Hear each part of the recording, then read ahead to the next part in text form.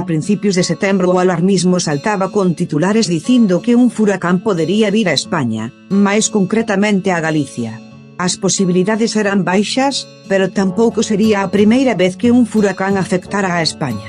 Neste vídeo imos saber como se forman os furacáns e repasaremos algúns dos que afectaron ao noso país.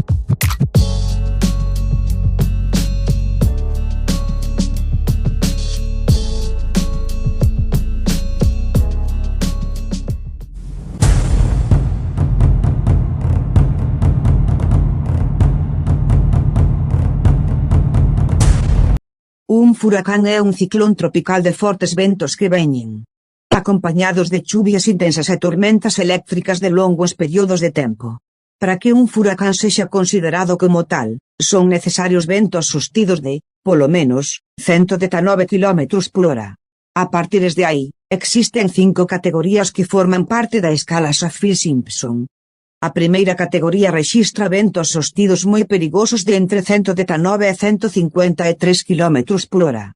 A segunda categoría rexistra ventos extremadamente perigosos de entre 154 e 177 km/h que son capaces de arrancar árbores e danar portas e ventas precarias. A categoría 3 provoca danos devastadores con ventos de entre 178 e 208 km/h.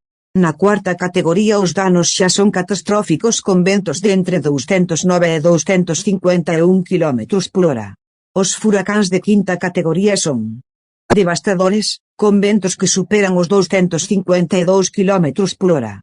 Nos últimos anos temos os exemplos de Mateu, en 2016, Irma, en setembro de 2017, o mortífero Katrina, en 2005, ou Florence en setembro de 2018. Pero non nos adiantemos tanto. Antes vamos coa estructura dos furacáns. Un furacán tipicamente é unha tormenta en forma de espiral que ten un punto coñecido como ollo, que é un punto de calma absoluta. O ollo mide entre 38 e 42 km e, no seu arredor, hai unha parede de fortes chuvias, tormentas e refachos de vento, os máis fortes do fenómeno atmosférico. No hemisferio sur os furacáns xiran no sentido das agullas do reloxo, ao contrario do hemisferio norte. Para que se forme un furacán é necesario unha zona de baixas presións, auga de mar por riba dos 26 graus e pouco vento na troposfera. O inicio dos furacáns que afectan ao Caribe ten lugar nas montañas de Etiopía.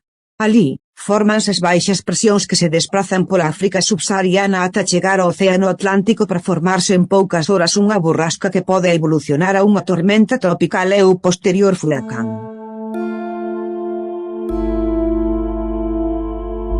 Os furacáns poden precipitar 9 trillóns de auga cada día e, xunto coas altas ondas, deixan graves inundacións. España viuse afectada por 3 furacáns. O primeiro foi Vince, en outubro de 2005. Este afectou ao sur de Portugal e a Huelva e entrou nesta zona o 11 de outubro xa como tormenta tropical. O furacán Gordon estivo activo entre o 10 e o 20 de setembro de 2006. Afectou como furacán de categoría 1 ás Azores e, cando se debilitou, afectou a Galicia con refachos superiores aos 150 km/h. Entre o 23 de setembro e o 14 de outubro de 2018 permaneceu activo o furacán Leslie. O seu pico de intensidade foi o 11 de outubro no sur das Azores. O furacán entrou a España por Zamora e afectou a Portugal, España e Francia, onde deixou 13 falecidos.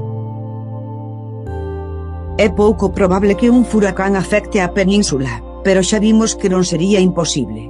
E máis, o ritmo ao que avanza o crecemento global provocado polo cambio climático, nuns anos poderíamos velos tocando terra no noso territorio.